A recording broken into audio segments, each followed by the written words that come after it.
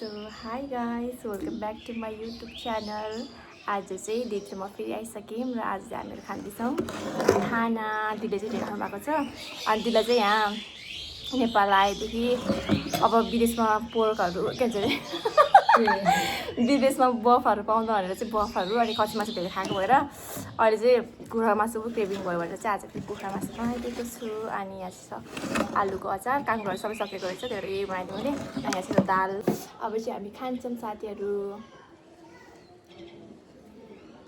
दिदी चाहिँ ढेर खाँदैछ, म चाहिँ भात खाँदैछु। हाम्रो घरतिर चाहिँ चराचुरुङ्गी एकदम धेरै आउँछ। सो ब्याकग्राउन्डमा चाहिँ सुन्न सक्नुहुन्छ।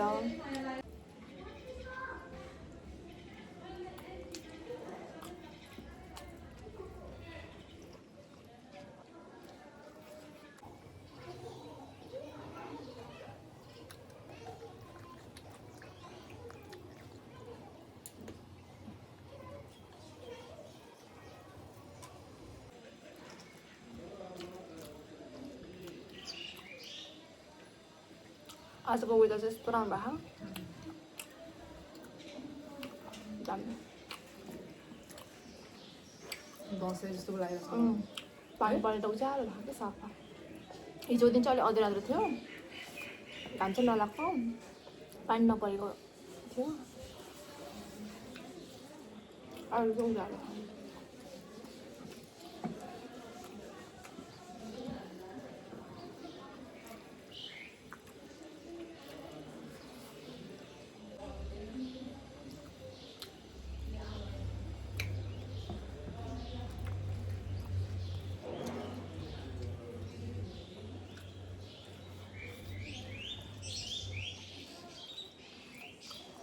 ढेर सफा आउने निरेह होइन होइन यो आलुहरूले गर्दा चपा हो।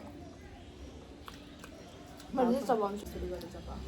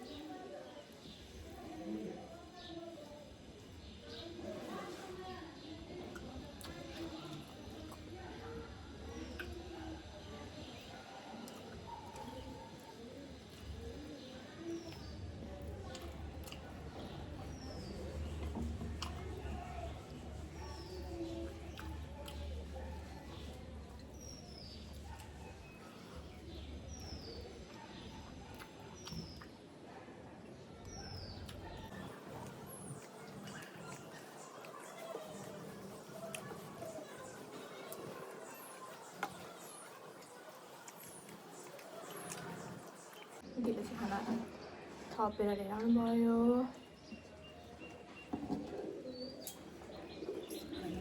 दिइरहेको त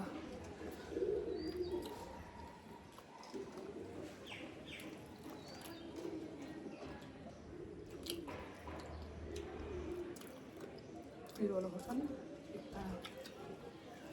पिरो आछु अचार पनि खानु कस्तो पिरो खानु टोक्दाखेरि पिरो खाएको यो चाहिँ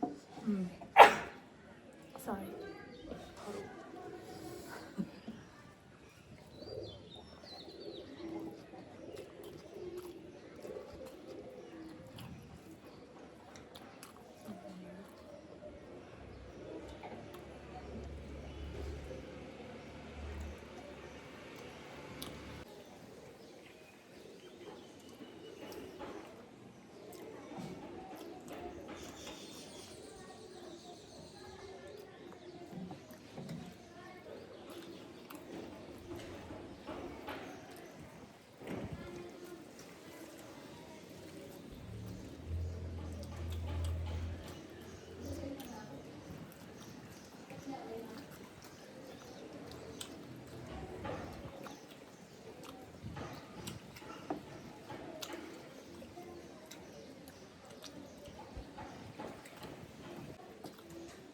बिहान पानी पर्थ्यो है राति पानी पर्दैन राति पनि यो वर्ष चाहिँ जेठसम्म चाहिँ ठिकै छ चितवनमा खासै गर्नु छैन छिटै पानी परेर होला है पैसा पनि झार झार त पङ्खा पर्दैन अहिले नि अस्ति 1-2 दिन अलिक गयो मात्रै जेठमा अहिले ठिकै छ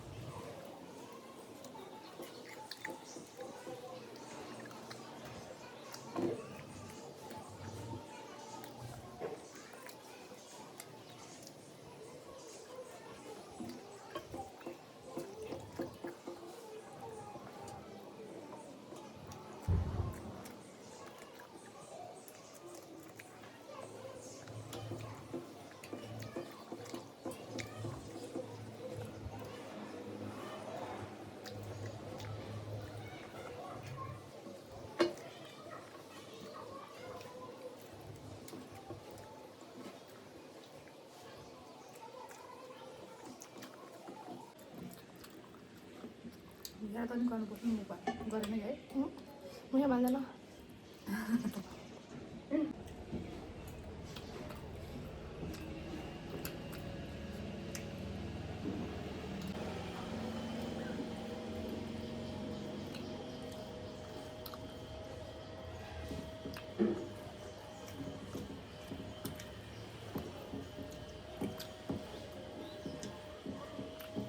खान्छ दिएको टाइम हुनु होला है खाइसकिदिनु होला यो चाहिँ 5 लिटर हो म चाहिँ यसो सबै धेरै 2 मिनटमा खाएर लाग्नु पऱ्यो है